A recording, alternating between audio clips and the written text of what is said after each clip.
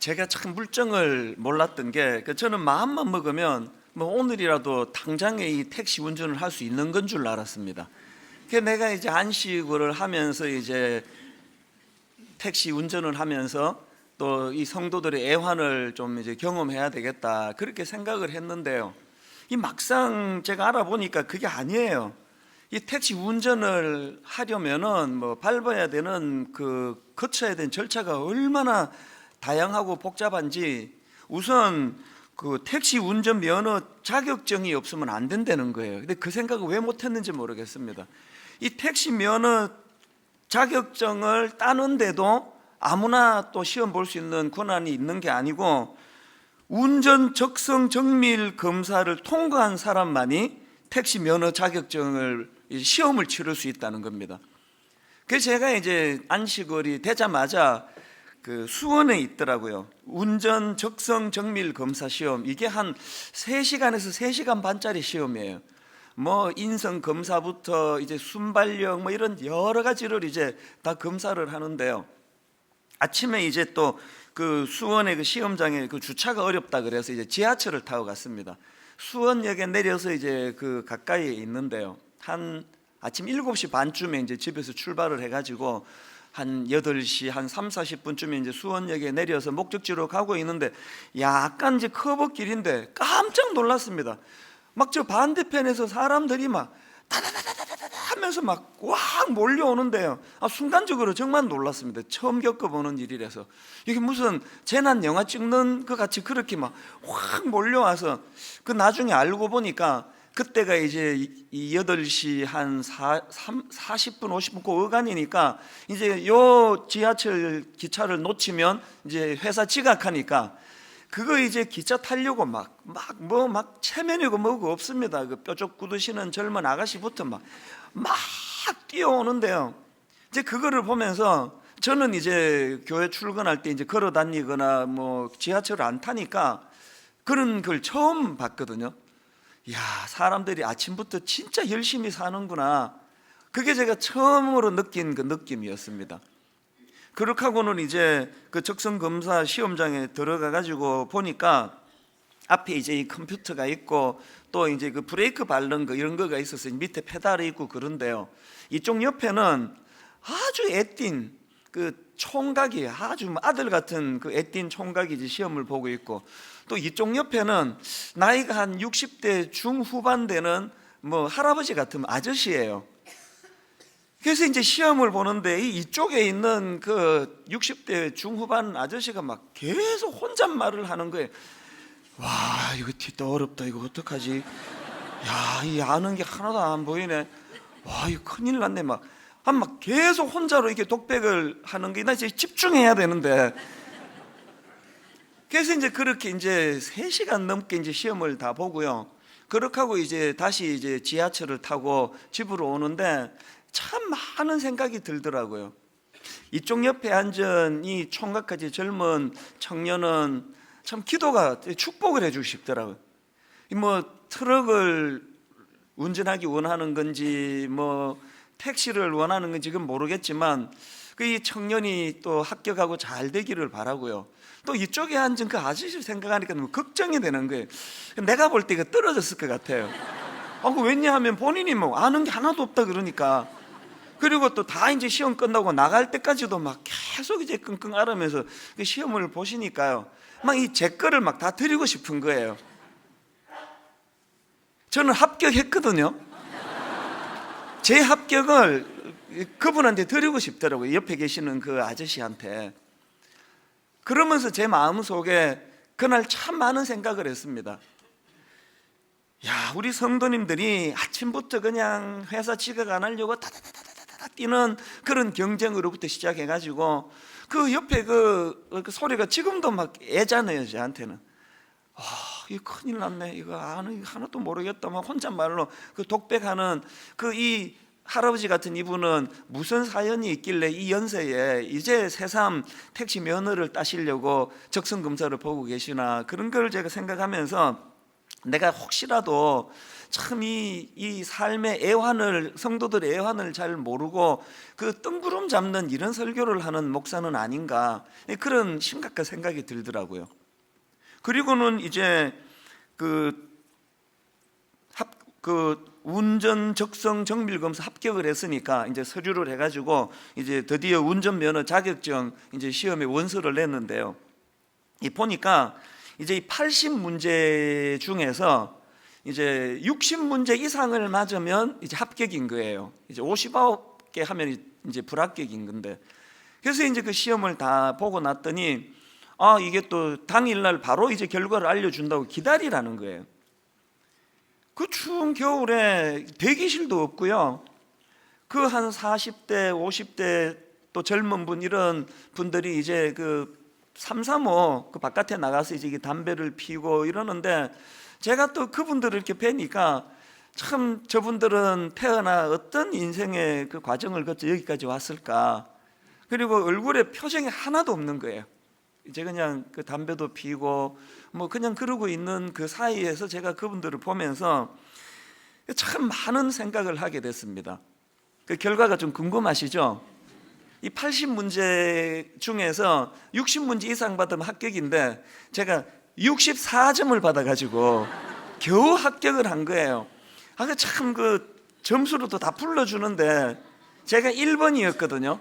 모든 분이 이게 제가 1번인 거 아는데, 그것도 예수 믿는 사람도 있을 텐데 1번 64점, 되게 창피했습니다. 왜냐 하니까 그 다른 분들은요 막 이렇게 두꺼운 그 이런 책 있지 않습니까? 그 책 가지고 공부해가지고 뭐 보통 이제 80문제 중에 뭐 74, 75 이러거나 아예 떨어지거나, 이렇게 둘 중에 하나인데 64점으로 겨우 이제 합격을 해가지고 좀 민망하고 그랬는데요. 어쨌든 이제 드디어 이제 제가 운전 면허증을 이제 손에 쥐게 되니까 이제 드디어 내가 택시 이제 운전대를 잡게 되는구나 했는데, 또 웬걸요, 택시 운전 면허증만 있는다고 되는 게 아니고요, 이틀 동안에 신규 교육을 받아야 되고요, LPG 가스 안전 교육을 받아야 되고요, 게다가 이제 제가 그 2달을 안식월을 갖기로 했다가 1달 반 만에 조기 복귀했기 때문에 택시 운전대는 잡아보지도 못하고 안식월이 끝난 거예요. 그게 제 마음에 이제 이 복귀하더라도 이제 일주일에 하루 정도는 뭐 그렇게 이제 써주는 택시 회사가 있다면 일주일에 하루 정도는 그 택시 운전을 좀 당분간은 해야 되겠다, 이제 그런 생각을 하고 이제 목회 현장에 복귀했는데, 웬걸요, 이 복귀하고 나니까 막 정신없이 돌아가가지고 글쎄 제가 이거 일주일에 한 번 하루씩 운전을 할 수 있을지 없을지 모르지만, 그러나 저는 그 과정에서 들어간 돈, 시간 하나도 안 아까운 게요, 이 준비하는 과정에서부터 참 많은 깨달음을 하나님이 주셨습니다. 그래서 제가 많은 생각을 하면서 목회를 점검하게 됐는데, 하나님께서 안식월 마지막 날이에요. 이제 금요일 날 제가 제자훈련, 사회훈련 담당자들을 다 소집했습니다. 이제 우리 한번 은혜를 구해가지고 제자훈련 제대로 해보자고 이제 이런 좀 독려하려고 모임을 가졌는데요, 이제 다 끝 무렵이에요. 교역자들이 이제 쭉 돌아가면서 이제 오늘 나눈 이야기를 함께 이제 그 피드백을 나누는데, 우리 교회 그 교역자인데요, 뭐라고 말하는가 하니까 자기가 이제 목사로서 또 제자훈련 인도하는 그 인도자로서 그 가책을 느낀다는 거예요. 무슨 가책이 느껴지느냐 하니까, 내가 목회자로서 예수님을 깊이 내가 체험했나? 나는 예수님을 깊이 체험한 사람인가? 그런 질문을 가지고 자기 마음에 그런 부끄러움을 느낀다는 겁니다. 그래서 이제 왜 그런 생각을 하게 됐냐 그러니까, 그 아내가 참 대단한 분이에요. 그 목사님 사모님이 자기 남편한테 뭐라고 말하느냐니까 어느 날 이런 말을 하더래요. 당신은 예수님을 깊이 만난 것 같지가 않습니다. 그런 이야기를 하더래요. 여러분, 이게 목사에게 이게 얼마나 심각한 이야기입니까? 그것도 가장 가까이서 자기를 잘 알고 지켜보는 그런 아내가 이제 그런 이야기를 했으니까 이 목사님이 충격이 될 거 아닙니까? 그래서 마음에서 너무 그 괴롭고 그래가지고, 정말 나는 예수님을 깊이 경험한 사람인가? 정말 나는 예수님께 미쳐서 목회를 하고 있는가?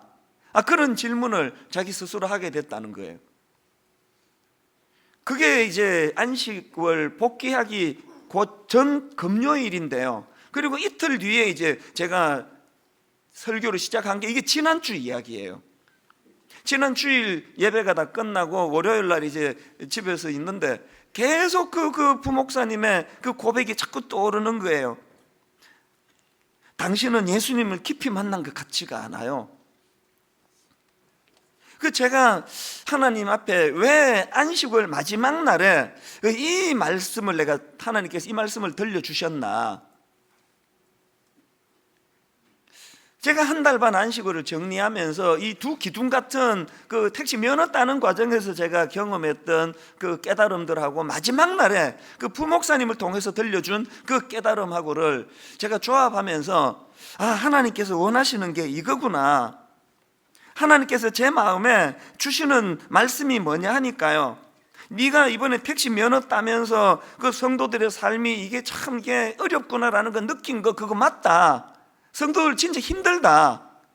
그런데 그 성도들 힘들다고 위로해주고 등 두드려주고 하는 그 일을 목사인 네가 해야 되지만 그걸 다른 어떤 것이 아니고 네가 깊이 만난 예수 그리스도, 네가 먼저 예수님을 깊이 만나고 네가 만난 그 예수 그리스도의 능력을 전하면 그게 위로가 된다.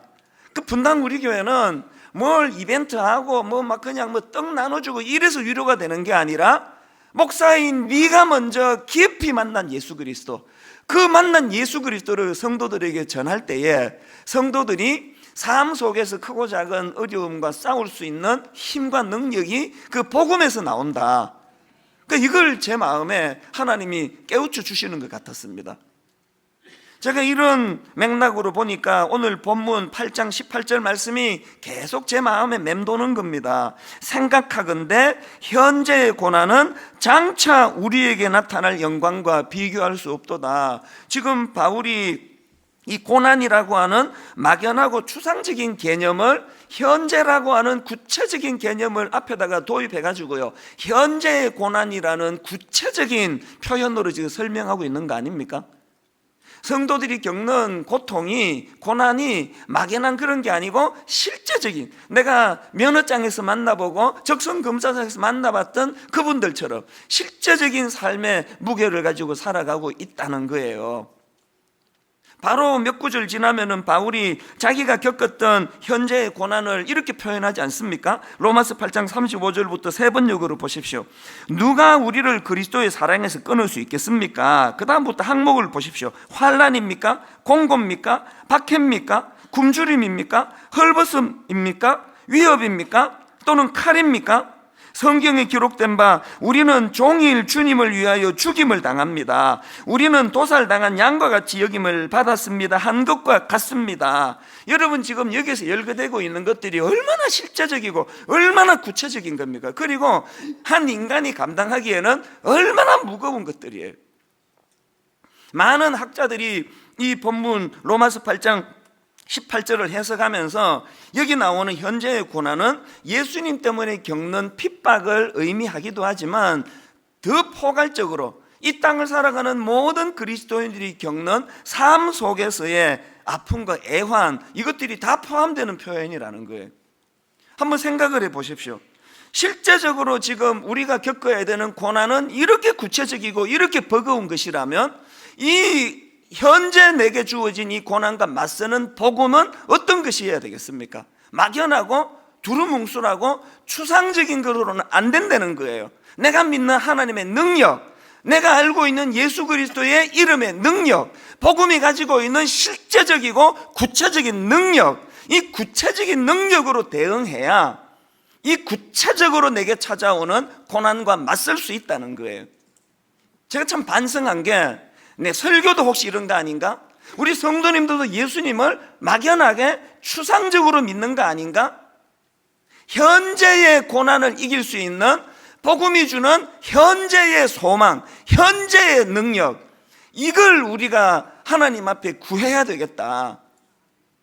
그래서 저는 이런 맥락에서 바울이 로마서 1장 16절에서 했던 그 선포, 내가 복음을 부끄러워하지 아니하노니 이 복음은 모든 믿는 자에게 구원을 주시는 하나님의 능력이 됨이라. 하나님, 이 말씀이 살아 역사하는 하나님의 말씀이어서 저와 우리 성도님들, 특히 어려운 고난 중에 있는 성도들에게 복음이, 예수 그 이름의 능력이 저들 삶에 나타나게 해주시기를 원합니다. 기도가 나오는 거예요. 저는 오늘 이 본문을 중심으로 우리가 이런 실제적인 삶의 능력으로서의 복음이 작동되고 있는지를 점검하기 위해서 우리가 자꾸 던져야 되는 질문들, 이것들을 제가 한 3가지로 정리를 해봤는데요. 여러분, 첫째로요, 복음이 내 안에서 작동되고 있는지를 점검하기 위한 첫 번째 질문이 뭐냐? 복음이 주는 소망이 현재의 고난에 맞설 능력이 되고 있느냐는 거예요. 예배 드릴 때 그냥 머리 끄덕끄덕하고 받아 적고 하는 이런 것보다 삶 속에서, 직장에서 속썩이고 애먹이는 그 큰아들 앞에 놓고, 또 어떤 병을 만나 실험하고 있는 그 현실 앞에서, 그럼에도 불구하고 복음이 내게 소망이 되어서 이 현재의 고난과 맞서 싸우는 이게 실제적인 능력이 되고 있는지를 점검해야 된다는 거예요. 여러분, 이 로마서 8장 18절이 있습니까? 생각하건대 현재의 고난은 장차 우리에게 나타날 영광과 비교할 수 없도다. 여러분, 고난의 현장에서 이 18절과 같은 선포가 여러분 입술에서 터져 나오고 있습니까? 이런 확신에 찬 고백이 가능하기 위해서는 지난주 말씀드린 것처럼 이 복음과 관련한 정확한 영적인 지식이 작동이 돼야 되는 거예요. 그 어려운 고난의 현장, 삶의 현장 속에서 바울이 로마서 5장에서 강조했던 이 하나님의 칭의의 은혜, 우리가 아직 죄인 되었을 때에 그리스도께서 우리를 위하여 죽으심으로 하나님께서 우리에 대한 자기의 사랑을 확정하셨느니라. 나는 이제 십자가로 의로운 하나님의 자녀가 되었다. 나는 하나님의 자녀가 된 신분이기 때문에 이 현재의 고난으로 난 망하지 않는다, 무너지지 않는다. 이 확정된 마음이, 지식이 여러분 속에 작동되고 있습니까? 그런가 하면은 바울이 6장과 7장에서 강조했던 그리스도와의 연합의 은혜, 그리고 이제 다음 주일날 제가 구체적으로 살펴보려고 하는데요, 로마서 8장에서 바울이 강조하고 있는 이 성령 하나님의 내주하심의 은혜. 그래서 여러분, 우리가 삶 속에서 지난주 말씀드렸던 이 함께의 신비, 이 함께의 신비가 내 안에 작동되고 있는가? 제가 그 수원에 그 시험 보러 가가지고 너무 애띤 그 총각이 그 시험을 보고 그 신음소리를 내는 60대 후반 아저씨를 보면서 참 이 두 사람이 지금 이렇게 숨소리도 못 내고 시험을 보고 끙끙 앓으면서 시험 보는 이 시간, 이 현장에 이분들에게도 내가 경험하고 있는 함께의 신비, 내주하시는 성령님이 내 마음을 붙잡아 주시고 내 마음에 용기를 주시는 이 실체 되시는 성령님의 신비로운 함께의 은혜를 이 사람들도 이 시간 누리면 얼마나 좋을까? 그런 마음의 소원이 생기는 거예요. 여러분, 우리가 살아가면서 하나님 앞에서 자꾸 질문해야 돼요. 복음이 주는 소망이 이 현재에 내가 겪고 있는 현실적인 어려움과 맞서는 능력으로 작동되고 있는가? 그리고 중요한 한 가지 포인트가 더 있습니다. 자, 본문 8장 22절 한번 보시겠습니까? 피조물이 다 이제까지 함께 탄식하며 함께 고통을 겪고 있는 것을 우리가 아느니라. 여러분, 여기 나오는 고통을 겪고 할 때 이 고통이라는 단어는요, 이게 산모가 아기를 낳을 때 겪는 산통, 이 분만실에서 겪는 고통을 표현할 때 쓰는 단어라는 거예요. 이게 참 의미가 있는 거 아닙니까? 바울이 지금 인간을 위시해가지고 모든 피조 세계가 지금 고통을 겪고 있는데, 그거를 묘사하는 고통이 이게 장례식에서 절망의 죽음 앞에 눈물 흘리는 그 고통이 아니고요, 분만실에서의 고통. 분만실에서 어떤 차이인지 아시겠죠? 장례식에서 고통은요, 죽음 앞에 인간의 한계를 드러내는 절망의 고통이에요. 그러나 분만실에서 고통은 달라요. 장례식보다 분만실의 고통이 훨씬 더 고통스럽지만 차이가 뭡니까? 분만실에서 고통은요, 생명을 낳기 위한 희망의 고통이에요. 그래서 그 미국 같은 데는 그 법으로요, 분만실에 그 남편이 같이 들어가게 돼 있습니다. 들어갈 수 있도록 돼 있습니다.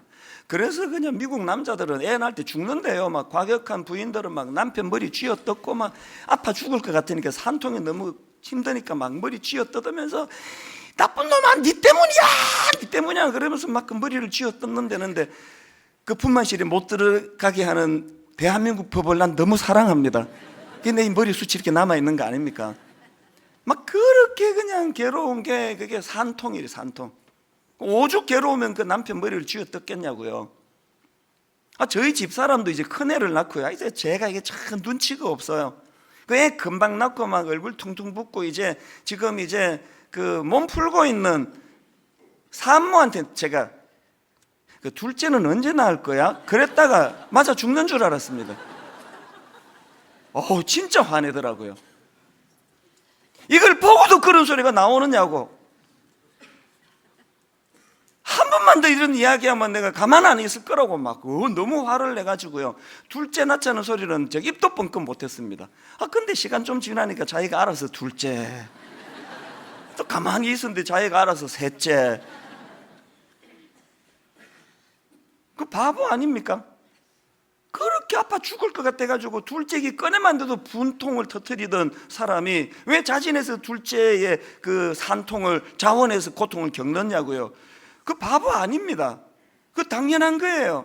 너무너무 고통스러웠던 기억은 다 잊어버리고 그 고통으로 얻었던 이 생명의 기쁨을 누리니까 기꺼이 여기 어머니들이 둘째 낳고 셋째 낳고 그렇게 하는 거 아닙니까? 복음의 능력의 위대함이 뭔지 아십니까? 복음은요, 내버려뒀으면 우리가 겪고 있는 이 고통은요, 우리 인간의 한계 때문에, 우리 죄성으로 말미암아 이게 장례식으로 갈 수밖에 없는 고통이에요. 내버려두면 이 고통은 처절하기 짝이 없는 절망의 고통인데, 복음은 이 고통을 산통으로 바꿔주시네. 산통으로. 지난주 말씀드렸잖아요. 예수 믿는 사람의 특권은 고통을 없애주는 게 아니에요. 모든 예수 믿는 사람들은 애 안 낳아도 된다, 산통 없어도 된다, 그거 아니잖아요. 누구나가 나의 인생에 아픔이 있고 고통이 있지만 복음은 내버려두면 장례식에서 흘리는 고통과 같은 쓰라린 절망의 고통에 빠질 수 있는 우리를 분만실에서의 현실은 아프지만 이걸 견뎌낼 때 어떤 소망을 주십니까? 생명이 태어나는 그 희망의 고통으로 바꾸어 주신다는 거예요. 여러분에게 이 복음이 있습니까? 그래서 한편으로는 너무 아프고 너무 괴롭지만 자고 나면 또 회복이 되고 자고 나면 또 용기가 생기는 살아있는 복음의 능력이 여러분 삶 속에 작동되는 은혜가 있기를 바랍니다. 그런가 하면 두 번째로 복음이 내 안에서 작동되고 있는지를 점검하는 질문이 하나 더 있는데요. 복음으로 나는 내 시야가 점점 넓어지고 있는가? 이걸 점검하셔야 됩니다. 자, 오늘 본문의 흐름을 한번 보십시오. 18절에서 생각하건대 현재의 고난은 장차 우리에게 나타날 영광과 비교할 수 없도다, 이렇게 선언을 하고는 그 범위를 그 다음 19절서부터 피조 세계로 확장을 시키고 있는 거예요. 자, 19절부터 한번 보시겠습니까? 피조물이 고대하는 바는 하나님의 아들들이 나타나는 것이니 피조물이 허무한데 굴복하는 것은 자기 뜻이 아니요 오직 굴복하게 하시는 이로 말미암음이라. 그 바라는 것은 피조물도 썩어짐의 종로로 단 데서 해방되어 하나님의 자녀들의 영광의 자유에 이르는 것이니라. 피조물이 다 이제까지 함께 단식하며 함께 고통을 겪고 있는 것을 우리가 아느니라. 이 흐름을 아시겠습니까? 바울은 지금 예수 믿는 하나님의 자녀들이 겪는 현재의 고통을 열거하고 그렇게 하고 끝내지 않고 그 생각의 범위를 모든 피조 세계로까지 확장하고 있다는 사실이에요. 저는 이 말씀을 깨닫고 또 묵상을 하면서 반성하는 것, 우리의 믿음이 자꾸 은혜가 깊어질수록 개인 구원으로 흐르고 있는 건 아닌가? 안으로. 그래서 그냥 산기도 가고 혼자 금식하고 혼자 묵상하고 암송하고 우리의 신앙이 이 축소지향적인 이 개인 구원에 치우쳐 있지 않는가. 오늘 한국교회가 이런 축소지향적인, 바울은 확장하고 생각을 넓히고 지경이 넓어지고, 그래서 바울은 그 시야가 피조 세계까지 넓혀지고 있는데 오늘 우리는 예수만 잘 믿으면 점점 안으로 교회 안으로 숨어들어 가지고 오늘 여러분 대한민국에서 겪고 있는 이 비극적인 대통령이 임기도 다 못 채우고 그냥 파면되는 이런 가슴 아픈 일들이 예수 믿는 우리들의 좁음의 문제에서 기인하는 건 아닐까요? 저는 참 교회 이름을 참 잘 지었다고 저는 자부합니다. 제가 어떻게 이름을 이렇게 지었을까? 우리 교회라는 이름이 이게 너무 좋은 이름인 거예요. 이중적인 의미가 있거든요. 양의 우리. 그래서 이제 목자 되시는 주님께서 울타리 쳐주시는 그 우리가 든든히 서간다는 차원에서 우리라는 뜻이 있고요. 그런가 하면은 나와 너가 함께하는 우리라는 공동체가 있습니다. 더군다나 우리 구호는 로마서 12장 15절 즐거워하는 자들과 함께 즐거워하고 우는 자들과 함께 울라. 그래서 함께 울고 함께 웃는 우리. 이름이 너무 좋은 것 같아요. 게다가 보너스로 교회 이름이 좋아가지고 전국에 그냥 교회들이 우리 교회를 위해서 기도해주고 새벽마다 울부짖어가지고 교회가 엄청나게 지금 부흥하고 있는 거 아닙니까? 제가 다른 교회 집회 갈 때마다 이제 우리 교회는 됐으니까 당신들 교회를 기도하라고 그렇게 부탁을 해도 계속 우리 교회를 부흥시켜 달라고 그 교회 이름을 너무 잘 지은 거예요. 근데 여러분 15주년이 되는 지금 저는 이 이름의 위험성을 발견합니다. 이 우리가 주님을 상징하는 은혜의 우리가 되지 않고 우리끼리라는 편협한 우리 울타리 짓는 걸로 우리가 되면 아주 나쁜 이름이에요. 이 우리, 나와 너가 어우러지는 우리가 우리끼리라고 하는 폐쇄적이고 편협한 우리가 되면요, 이게 지금 바울의 본문의 정신을 역행하는 거 아닙니까? 그런 면이 또 없잖아. 자꾸 생기는 것 같아. 마음이 아파요. 우리의 지경이 넓어지는, 어디까지 그냥 안 믿는 사람 정도로 옮겨지는 게 아니라 피조 세계까지. 예수 믿는 우리는요, 창조주 하나님이 내 아버지가 되시기 때문에 그 등산하다 놓여있는 돌멩이 하나에서도 우리는 창조 질서를 느껴야 되는 거예요. 전에도 그런 말씀드렸잖아요. 어떤 사람은 좁아 터진 그 편협한 그 생각을 가지고 지 앞마당만 쓰는 사람이 있고요, 똑같이 앞마당을 썰어도 지구의 한 모퉁이를 쓰는 사람이 있습니다. 지금 온 나라가 다 타락하고 애들이 그냥 청소년들이 변질되어 있는데 내 새끼만 그냥 교육 잘 시키면 된다 그래가지고 되던가요? 우리의 시선이 자꾸 넓어져야 돼요. 멀리 더 넓은 곳. 그래서 진보, 자유 다 좋은데요, 보수 다 좋은데요, 좀 서로를 인정해주고 서로의 장점을 살리면서 조화를 이루면서 그 다투지 않는, 서로의 장점이 살아나는 선의의 경쟁이 벌어지는 그날을 놓고 저는 기도하고 있습니다. 믿는 우리가 이거 놓고 기도해야 된다고 저는 생각합니다. 또 그런가 하면은 본문에서 그러면 왜 피조 세계가 이렇게 그냥 고통하고 단식하고 몸살을 앓는 현실이 됐느냐, 왜 이렇게 돼버렸나? 그게 타락한 우리 인간들 때문 아닙니까? 창세기 3장 17절에 그 답이 나오는데요, 아담에게 이르시되 내가 내 아내의 말을 듣고 내가 내게 먹지 말라 한 나무의 열매를 먹었은즉 땅은 너로 말미암아 저주를 받고.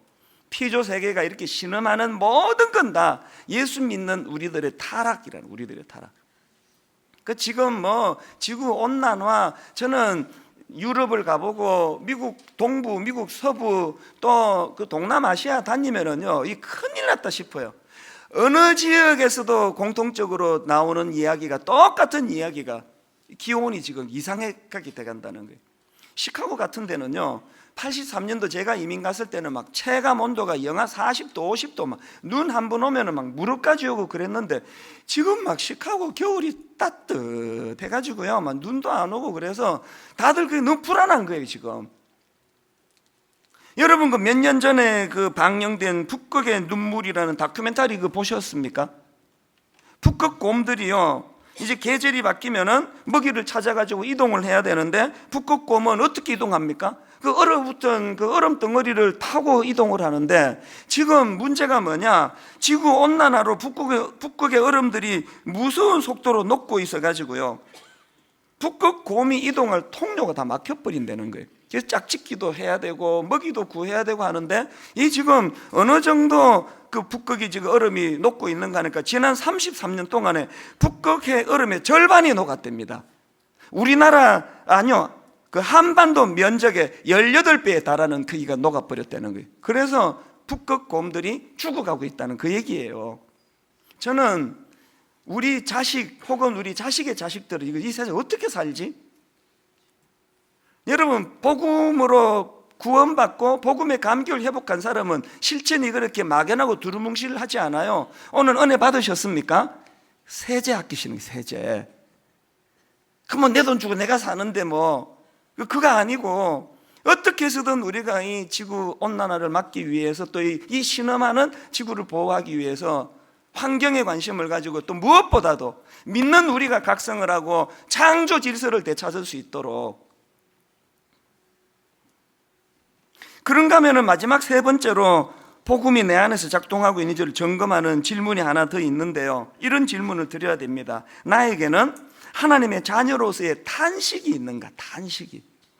23절, 그뿐 아니라 또한 우리 곧 성령의 처음 익은 열매를 받은 우리까지도 속으로 탄식하여 양자 될 것 곧 우리 몸의 속량을 기다리느니라. 지금 여기에 속으로 탄식해가지고 몸의 속량을 기다린다는데, 이게 뭔지를 바울이 자기가 먼저 경험한 거를 로마서 7장에서 이미 고백하지 않았습니까? 로마서 7장 24절에 오호라 나는 곤고한 사람이로다, 이 사망의 몸에서 누가 나를 건져내랴. 이게 지금 8장 23절에서 말하는 속으로 탄식하여 몸의 속량을 기다리는 샘플을 보여준 거예요. 바울이 지금 왜 이렇게 탄식을 합니까? 로마서 7장 16절, 만일 내가 원하지 아니하는 그것을 행하면 내가 이로써 율법이 선한 것을 시인하노니 이제는 그것을 행하는 자가 내가 아니요 내 속에 거하는 죄니라. 18절, 내 속 곧 내 육신에 선한 것이 거하지 아니하는 줄을 아노니 원함은 내게 있으나 선을 행하는 것은 없노라. 뭘 지금 고백하는 겁니까? 여러 번 말씀드렸지만 중요한 이 already but not yet, already not yet. 이미 십자가로 구원받았지만 은혜의 감격을 누리지만, 그러나 아직 완성되지 않은 이 구원을 향하여 나아가는 여정길에 있는 자기를 인식하기 때문에 여전히 우리가 경계하고 탄식하는 것은 이 죄의 본능을 가진 내 육신이에요. 그래서 아무리 믿음 좋다고 그냥 사람들이 여러분을 존경한다고 해도 우리는 우리 자신을 탄식해야 돼요. 나는 다 이루었고 나는 이 문제 없고 니들이 문제라고 설교하면 그 위선이에요.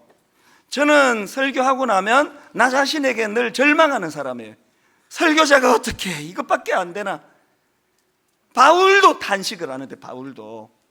그렇기 때문에 여러분, 우리가 이 내 속에 내재하는 이 죄의 문제를 간과해서는 안 되고요, 우리가 이 두 갈래로 믿는 자들은 두 갈래로 탄식을 해야 돼요. 첫 번째 탄식이 뭐겠습니까? 자기 자신에게 아직 남아있는 죄의 본성을 탄식해야 됩니다. 죄의 본성을. 그런가 하면은 또 한 가지, 두 번째 탄식이 뭐냐? 이렇게 죄로 물든 이 시대를 우리가 바라보면서 탄식해야 돼요. 탄식. 지난 금요일 날 새벽에요, 탄핵 심판이 일어나기 몇 시간 전에 너무 마음이 고통스러운 게, 새벽에 이제 몇 시간 뒤에 이제 재판관이 이렇게 판결을 해도 반쪽은 절망하고 저렇게 판결해도 또 반쪽은 절망할 텐데 이거 어떻게 해야 되나? 너무너무 마음이 힘들어가지고 게시판에 함께 기도하자고 제가 글을 올렸는데요, 어제도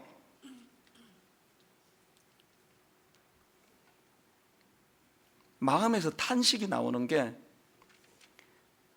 대통령이 임기도 다 못 채우고 그렇게 파면되는 이런 일들을 앞에 놓고 믿는 자들로서 어떻게 탄식을 해야 되나? 근데 제 마음에 불쑥 여호수아서에 나오는 이스라엘 백성들의 절망이 불쑥 떠오르는 거예요. 여러분 다 아시다시피 이스라엘이 가나안 정복 전쟁 과정에서 아이성과의 전투에서 이건 100% 이긴다 확신했는데 아이성과의 전투에서 패배를 하지 않습니까? 그 패배가 얼마나 치명적이었던지 여호수아 7장 5절에 백성들 한번 보십시오.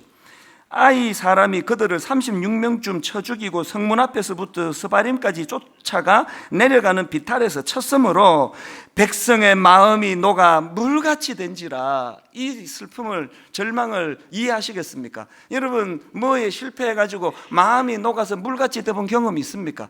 백성들이 지금 그런 상황이에요. 그래서 왜 이렇게 이거 100% 이긴다 했는데 이 전쟁에서 패했나? 원인을 분석해 보니까 아간이라는 인간의 범죄 때문이었어요. 그랬는데 여러분, 이 여호수아와 지도자들의 모습을 한번 보십시오. 7장 6절, 여호수아가 옷을 찢고 이스라엘 장로들과 함께 여호와의 궤 앞에서 땅에 엎드려 머리에 티끌을 뒤집어 쓰고 저물도록 있다가, 범죄는 아간이 저질렀는데 그 인간은 안 보이고 지금 머리에 죄를 무릅쓰고 통곡하며 회개하는 사람은 여호수아와 장로들이라니, 장로들. 오늘 저는 이 말씀 앞에서 믿는 우리가 이 가슴 아픈 대한민국 현실을 어떻게 해야 되는지에 대한 답이 있다고 생각합니다. 8절을 보세요. 8절. 여호수아의 모습을 한번 보세요. 주여, 이스라엘이 그의 원수들 앞에서 돌아섰으니 내가 무슨 말을 하오리까? 내가 무슨 말을 하오리까? 자기 잘못인 것처럼 고백하는가? 할 말이 없다는 거예요. 여호수아처럼 내 잘못 네 잘못 따지지 않고 죄를 머리에 무릅쓰고 하나님 앞에 통곡하며 기도하는 사람이 필요한 때라는 거예요. 제가 어제 홈페이지 게시판에 분당 우리 교회 회개와 기도를 선포한다고 제가 글을 올렸지 않습니까? 여러분, 부탁드리는데요, 개인적으로 이제 매일 저녁 8시 30분 1분만 기도해도 괜찮습니다. 30분을 기도해도 괜찮습니다. 나라를 위해 기도해야 돼. 하나님, 이제 곧 대통령 선거가 있는데 이런 부끄러운 비극적인 역사가 반복되지 않도록 두 눈 부릅뜨고 좋은 지도자를 뽑을 수 있도록 영안을 주시기 원합니다. 그리고 이 혼미한 정국, 중국은 지금 또 사드 때문에 척하고 있고 북한도 지금 이렇게 하고 있는데, 하나님, 이 나라와 민족을 보호하여 주시되 우리의 회개를 통해서, 그런가 하면은 금식을 선포합니다. 매일 한 끼씩 금식도 괜찮고요, 일주일에 한 끼도 괜찮습니다. 금식하면 우리 윗대 어른들이 또 역사적으로 국가가 위기를 만날 때마다 금식하며 하나님께 기도했던 그 기도의 능력이 이 한반도 땅에 나타나게 되기를 바랍니다. 그런가 하면 주중에 드림센터 9층의 기도실에 30분도 좋고 1시간 줬어요. 릴레이 기도가 계속되므로 저 기도실에서 나라를 위한 기도 소리가 끊어지지 않는, 오늘 이 시대의 여호수아와 같이 아간 잘못이다, 아간 목만 치면 된다, 그렇게 분석도 해야 되겠지만 우리의 죄를 용서해 주시기 바랍니다.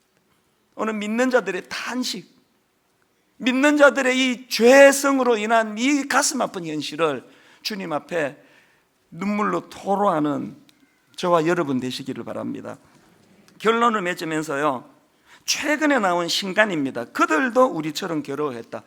저희 교회 그 교역자 사모님이 번역한 책이라서 그 책을 한 권 제가 받아서 어제 저녁에 읽는데요, 참 하나님이 이렇게 역사하시는구나. 그 책에 나오는 한 문장 제가 인용해 드리고 오늘 말씀을 마치려고 합니다. 조지 허버트, 영국의 시인이자 목사라고 하는데요, 조지 허버트의 제가 인용구를 읽어드리고 말씀을 마치겠습니다. 나는 그분의 능력을 드러내기 위해 산다. 그분은 한때 내 기쁨을 가져가셔서 나로 하여금 눈물을 흘리게 하셨지만 지금은 내 슬픔을 가져가셔서 나로 하여금 노래하게 하신다. 오늘 여러분 중에 이 조지 허버트 목사님이 경험했던 한때 내 기쁨을 가져가신 상태, 그래서 눈물이 빗물같이 쏟아지는 분이 계시다면 여러분이 가져야 되는 복음이 주는 소망이 뭡니까? 이제 곧 내 슬픔을 가져가셔서 나로 하여금 노래하게 하시는 그 하나님이 내 눈물을 거두어 주시는 그날이 있을 것이다.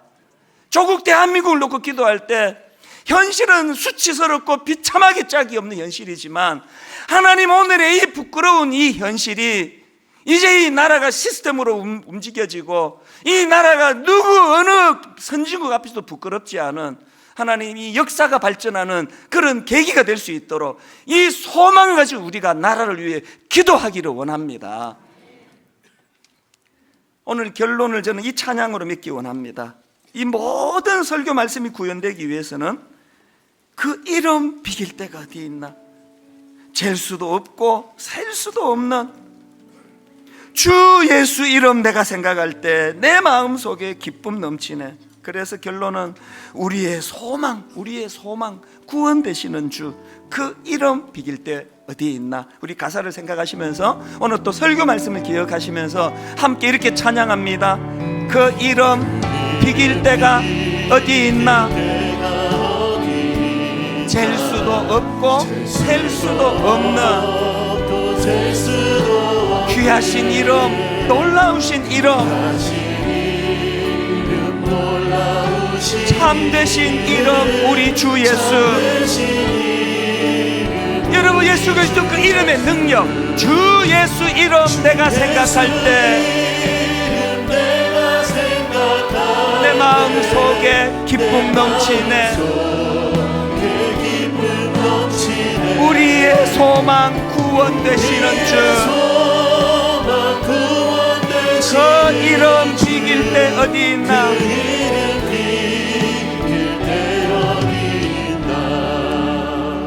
2절 가사를 한번 띄워주시겠습니까? 비탄에 빠진 가련한 영혼이, 복음이 그 사람 안에 들어오니까 어떤 일이 일어나느냐? 그 슬픔이 안개 걷듯, 슬픔의 안개 걷어치우고, 그래서 즐거이 새 생명 새 힘을 얻어.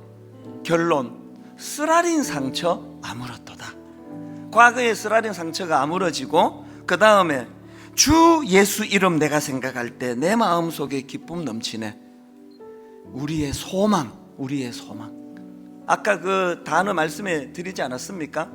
장례식과 같은 절망의 눈물 흘리고 있는 우리의 눈물을 분만실에서의 눈물로 바꾸어 주셔서 아픔은 사라지지 않았는데 이제 새로운 생명을 위한 소망의 눈물을 내가 흘리게 되었다는 이 소망으로 회복이 되니까 견딜 수 있는 힘을 얻게 되는 겁니다. 이 가사의 원리를 기억하시면서 우리 2절 한 번 더 이렇게 찬양합니다. 비탄에 빠진 가련한 영혼이, 이런저런 상한 마음을 가지고 탄에 빠진 가련한 영혼, 슬픔의 안개 걷어치우고 즐거이 새 생명 새 힘을 얻어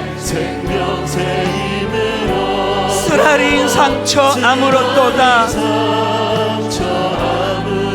주 예수 이름 내가 생각할 때 내 마음속에 기쁨 넘치네. 아픔 중에도 우리의 소망 구원 되시는 주, 그 이름 비길 때 어디 있나? 우리 다 자리에서 일어나셔서 비탄에 빠진 가련한 영혼이 바로 오늘 이 시간 이 자리에 슬픔의 안개 걷어치우고 즐거이 새 생명 새 힘을 얻어 쓰라린 상처 아물었도다. 이 복음의 능력을 경험하며 주 예수 이름 내가 생각할 때 내 마음속에 기쁨 넘치네. 우리의 소망 구원 되시는 주, 그 이름 비길 때 어디 있나? 내가 믿고 또 의지함을 내 모든 형편 아시는 주님, 늘 보호해 주실 것은 나는 확실히 아네.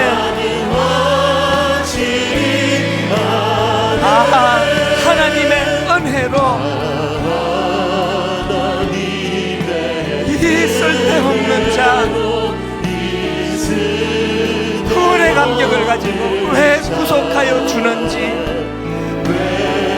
난 알 수 없도다.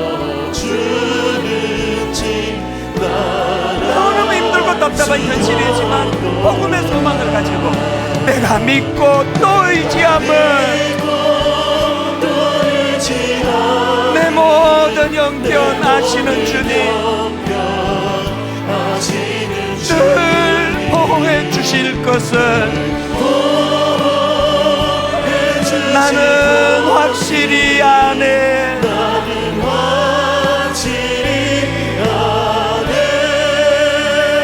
오늘 우리의 상한 마음을 가지고 주님 앞에 나가기 원하는데 한번 저를 따라 큰 소리로 선포하고 우리 개인의 심령, 우리 가정, 위기를 만나 우리 조국 대한민국을 위해 기도하는 시간 갖기 원합니다. 이렇게 선포합니다.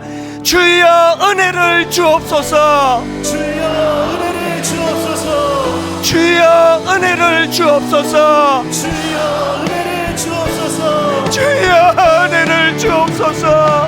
주여 은혜를 주옵소서. 다 같이 기도하십니다. 살아계신 하나님 아버지, 이 나라를 불쌍히 여겨주시기 원합니다. 하나님 아버지, 풍전당과 같은 위기의 상황을 만났는데 하나님 아버지, 오늘 우리를 불쌍히 여겨주심으로 말미암아 아버지 하나님, 절망으로 치달을 수밖에 없는 이 아픔과 고통을 아버지 분만실에서의 고통으로 바꾸어 주신 하나님의 능력을 우리는 경험하기를 원합니다. 주 예수 이름의 능력, 주 예수 이름의 능력이 우리 가정, 우리 삶, 우리 조국 대한민국 교회들의 회복되기를 원합니다. 우리의 소망, 살아계신 주 예수 그리스도 그 은혜의 능력이 우리 삶 속에 나타나게 하여 주시옵소서.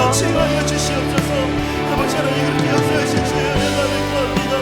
아버지 하나님, 주님의 소망을 바라보게 해주시고 소망으로 하나님을 일어나게 해주시옵시며 소망으로 새로워짐을 경험하는 아버지의 은혜의 자리로 나아갈 수 있도록 하나님 붙잡아 주시옵소서. 인도하시고 역사하신 주의 은혜를 구합니다. 우리의 소망이시며 우리의 고통이시며 주님을 기대합니다. 생각하건대 현재의 고난은 장차 우리에게 나타날 영광과 비교할 수 없도다. 하나님, 이런저런 아픔과 상함과 고난 가운데 있는 주님의 자녀들, 또 우리 조국 대한민국 내버려 뒀으면 이것이 장제 절차로 휘다를 수밖에 없는 절망과 고통의 쓰라린 아픔인데 복음이 내 안에, 예수 이름이 내 안에 자리 잡음으로 하나님, 이 쓰라린 고통이 분만실에서의 고통, 이 쓰라린 고통이 생명을 잉태하는 참 소망의 고통으로 전환된 것을 믿고 감사를 드립니다. 우리에게 이 소망이 자리 잡음으로 오늘 우리 그리스도인들이 나라를 위하여 금식하며 기도할 때에 예상하지 못한 하나님의 은혜가 이 나라 역사에 아버지 부어짐으로 말미암아 모든 오늘 아픔과 가슴 아픈 이 모든 이 쓰라린 현실들이 전화위복의 놀라운 축복의 통로가 되게 하여 주시옵소서. 그 일을 위하여 믿는 저희들이 주님 앞에 요수아처럼 나라와 민족을 그 회복을 위하여 기도하는 저희들이 되도록 저희들을 인도하여 주시옵소서.